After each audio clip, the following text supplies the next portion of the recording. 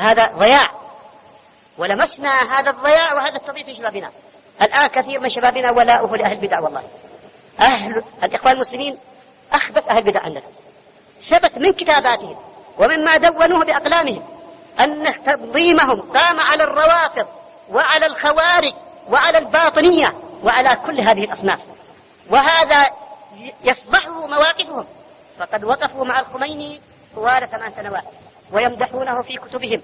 وفي هذه الأحداث يذهب جماعات منهم ووفود إلى إيران سيدتهم يحضونها على الوقوف إلى جانب الحزب البعث الكافر الباغي الذي استهدف هذا البلد، يقفون إلى جانبه يحرضونه ليؤيد صداما ليسحقونه.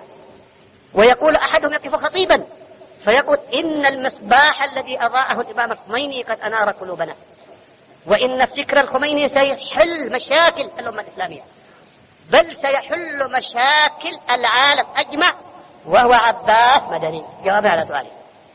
والترابي يجعل من الخميني صديقا حميما ويؤمن بفكر الخميني وينشره في السودان. كانوا يناهضون الحكام ويعتبرونهم كفارا طغاة ويربون الشباب على محاربة الطغاة. فلما جاء صدام يستهدفنا جعلوه إماما وجعلوه مجاهدا وجعلوه حامل لواء الإسلام وشهدوا لجهاده بأنه جهاد إسلامي. بين عشية وضحى أصبح صدام بهذا الشكل، وأصبح حزب البعث جند من جنود الله يرفع راية الإسلام بهذه السهولة. الآن أنت تجادل واحد من الأخوان المسلمين سنوات ما يرجع عن باطله، كيف صدام يتحول بهذه السرعة؟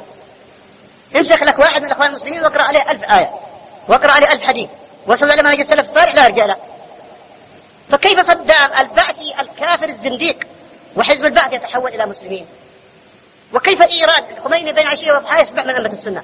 جادلناهم ليالي وأيام في الخميني فيقول الله هو سني هو معتدل. قلت لهم أنتم شعاركم وما أنا إلا من غزية إن غوت غويت وإن ترشد غزية ترشد. نعم والله هذا موجود الآن في شبابنا. الآن إذا تحرك الأخوان المسلمين تحرك شبابنا، وإذا سكت الأخوان المسلمين سكت. كثير منهم مخدوع مسكين. في أحداث الخليج تحرك الشاب كله مشان لك إلى جنوب. ليه؟ لأن الأخوان المسلمين بدون يتحرك. الآن في أحداث كنر، في الحدث الخطير، في الكارثة الخطيرة التي سحق فيها السلفيون على السوق. قال الشباب يسكتوا سكت. من الذي أسكتهم؟ وما الذي أخرس ألسنتهم؟ وما الذي جعلهم مؤدبين هذا الأدب؟ إلا تخدير الإخوان لهم، تخدير باسم التثبت. والله هذه أفاعيل أهل البدع، وأنا أقول الإخوان المسلمين أخبث أهل البدع، ولا يجوز أن نسميهم أهل سنة.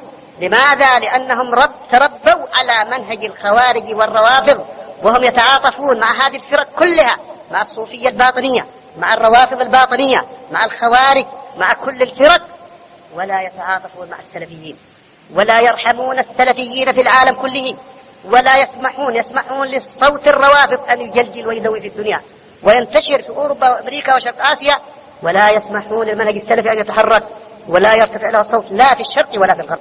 والآن يحفرون هنا تحت للبقية الباقية من السلفيين ليهيلوا عليها التراب. فافهموا أيها الشباب.